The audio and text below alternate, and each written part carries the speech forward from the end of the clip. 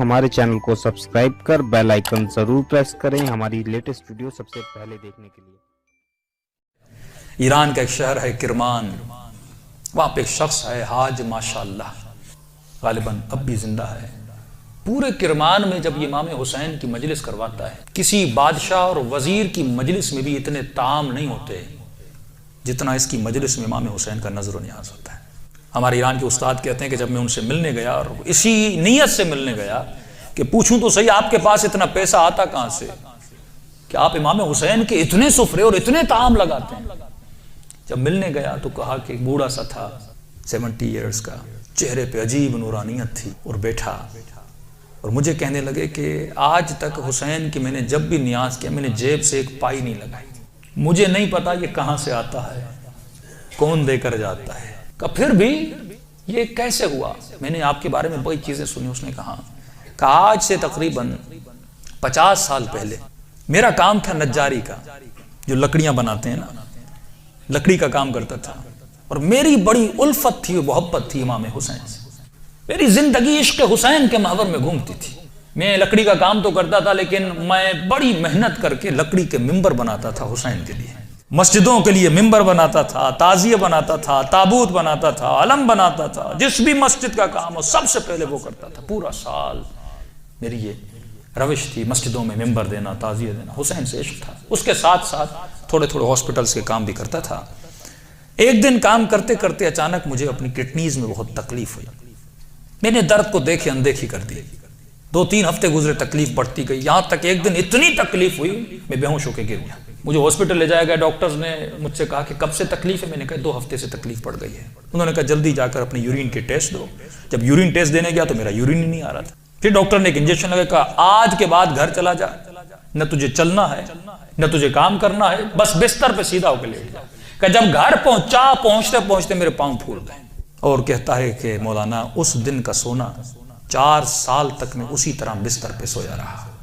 बदन फूल गया, न हाथ हिला सकता हूं न पांव हिला सकता हूं, यहां तक कि मैंने आंखों से देखना भी छोड़ दिया।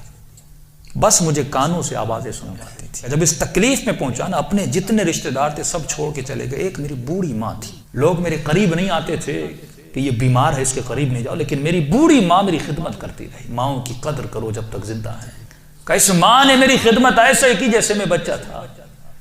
का एक दिन मुझे ये हो गए हॉस्पिटल आना जाना, बदन बहुत फूल गया, खाल बिल्कुल नरम हो गई। का हॉस्पिटल ले जाया गया। डॉक्टर ने जब मुझे पलटा तो मेरी पीठ पे कीड़े पड़ चुके थे क्योंकि बदन नरम हो चुका था। मेरी माँ डॉक्टर को कहती थी बेटे को पानी पिलाऊं, कहता था नहीं बस चम्मच को गीला करके इसकी जबान पे रखो। कहा 4 साल मैंने वो प्यास चखी जिसको सोच के मैं हुसैन पे रोता था। शिद्दत प्यास में मैंने बिस दिल में मैंने हुसैन हुसैन हुसैन को, अपने आका को, मैंने उम्मीद नहीं तोड़ी। हुस्न ज़न था मेरे आका हुसैन पे। का जब आखिरी दिन हॉस्पिटल में गए तो डॉक्टर ने मेरी माँ को कहा बस ये चंद दिन का मेहमान है, इसे घर ले जाओ। ये मैंने आवाज सुनी और सुनी तो मैं रो पड़ा। मैंने कहा इमाम हुसैन 4 साल से आपसे उम्मीद लगा कर बैठा, मौला क्या आपका आशिक इसी तरह मर जाएगा? दुनिया क्या कहेगी? हुसैन के मिंबर बनाता था और हुसैन ने इसे शफा ही नहीं दी। तो मेरी माँ ने घर के सरदाब में लाकर मुझे सुला दिया। कि वो दिन थे मुहर्रम के दिन, पहली मुहर्रम हुई। मेरी माँ ने जल्दी जल्दी घर में सफाई करना शुरू की और नीचे आई, कहने लगी मेरे लाल मुहर्रम शुरू हो गया है, अब मैं तुझे हुसैन के हवाले करती हूँ, मैं जाती हूँ मजलिस सुनने। कहता माँ ये कहकर चली गई। उस सरदाब में मैं सो रहा था। 4 मुहर्रम की रात आई, आज भी उसका घर मौजूद है, सब कुछ है। 4 मुहर्रम की रात आई, मैंने देखा खिड़की से एक परिंदा अंदर आया। कहते तब तक कान काम करते थे लेकिन जैसे ये परिंदा आया मेरी आंखों ने देखना शुरू किया। लेकिन ये अजीब कबूतर था जिसके 3 पर थे, सफेद था, सबज था और लाल पर था। मैंने जिंदगी में ऐसा कबूतर दुनिया में कहता मैंने नहीं देखा। पंजे उसके लाल थे। आया और आकर मेरे सिरहाने पे बैठ गया। बैठने के बाद उसने कलाम करना शुरू किया। मेरे कानों में आवाज देकर कहा तुझे प्यास लगी है, कुछ खाओगे, कुछ पियोगे? कहा 4 साल से जबानों पे ताला लगा था पर अब ये ताला खुल गया। मैंने कहा मुझे बहुत प्यास लगी है, इतने सालों से प्यासा हूं। का पता नहीं उसकी चोंच में क्या था, उसने मेरे मुंह में डाला, बस वो बदन में जाना था। एक अजीब सी फरहत मुझे मिली। फिर वो परिंदा उड़ा और उड़ के सामने कुर्सी थी उस पर बैठ गया। अब मैं कह रहा अपने जहन में ये कह रहा था कि मौला हुसैन अगर तूने भेजा है तो ये उड़ के मेरे पास आएगा या मेरे बिस्तर के नीचे जाएगा। اگر تو نے نہیں بھیجا یہ اڑ کے چلا جائے. کہ اتنا کہنا تھا وہ پرندہ اڑا اور میرے بستر کے نیچے جا کر بیٹھ گیا. کہ بس اتنا ہوا لیکن ابھی بھی بستر پہ لیٹا ہوا ہوں لیکن تھوڑی فرحت مجھے مل چکی ہے. اب سوچ رہا ہوں یہ پرندہ کون ہے, کہاں سے آ رہا ہے. اتنے میں صبح ہوئی, میری ماں نیچے سرداب میں آئی اور اس کے ہاتھ میں رومال تھا. پہلے زمانے میں جب لوگ روتے تھے تو ایک رومال رکھتے تھے. کہ جلدی دوڑی آئی اور گیلا سا رومال تھا, اس نے اس رومال کو میرے اوپر نچوڑنا شروع کیا. تو میں نے کہا کہ اماں یہ کیا ہے؟ کہا یہ حسین کے غم میں جو آنسو بہائے نا تیرے بدن پہ مل رہی ہو تاکہ خدا تجھے شفا دیتے. کہ یہ کہہ کر میری ماں چلی گئی. جیسے جا رہی تھی میں نے کہا اماں اگر زحمت نہ ہو, ایک کبوتر ہے اس بستر کے نیچے, اگر زحمت نہ ہو اس کے لیے تھوڑا دانا اور پانی رکھ لو. ماں نے کہا کبوتر کہاں سے؟ کہا بس رکھ لو. کہ ماں آئی اور اس نے نیچے دانا رکھا, پانی رکھا, چلی گئی. کہتے غالباً 10 محرم کا دن ہوا, عاشورہ کا دن ہوا. میں نے کہا مولا حسین آپ کی عاشورہ بھی آ گئی, اب بھی مجھے شفا نہیں دو گے؟ کہا رو ہی رہا تھا کہ اچانک میرے کمرے کا دروازہ کھلا اور میں نے ایک نورانی شخص کو اندر آتے ہوئے دیکھا. کہ تب بستر کے ساتھ جو کرسی تھی وہاں آ کر بیٹھ گئے. بس میں نے چہرہ دیکھ کے سمجھ گیا یہ میرا حسین ہے. کہتا مجھے نہیں پتا میں نے کیسے سمجھا لیکن میں نے دیکھا, میں سمجھ گیا یہ میرا آقا حسین ہے. کہہ رہا جیسے میں نے امام حسین کو دیکھا, خود کہتے میں نے مولا کا یہ بازو پکڑ لیا اور بازو کو پکڑ کے میں نے حسین کو لپٹنے کی کوشش کی. کبھی بازو کا بوسہ لے رہا تھا, کبھی ہاتھوں کا بوسہ لے رہا تھا. کہتا جب میں نے ہاتھ دیکھے نا تو مولا کی انگلیاں کٹی ہوئی تھی. میں نے کہا میں قربان جاؤں میرے آقا, 4 سال سے انتظار, میری جان آپ پہ فدا مولا, اتنی دیر لگا دی اپنی زیارت کر. امام حسین نے اپنا ہاتھ میرے سر پہ پھیرنا شروع کیا. کہا آج ماشاءاللہ ہم آ گئے, ہمارا انتظار تھا, ہم آ گئے, تیرا انتظار ختم ہو گیا, بتا تجھے کیا چاہیے؟ میں نے کہا میں نہیں بتاؤں گا, آپ کو پتا ہے مجھے کیا چاہیے.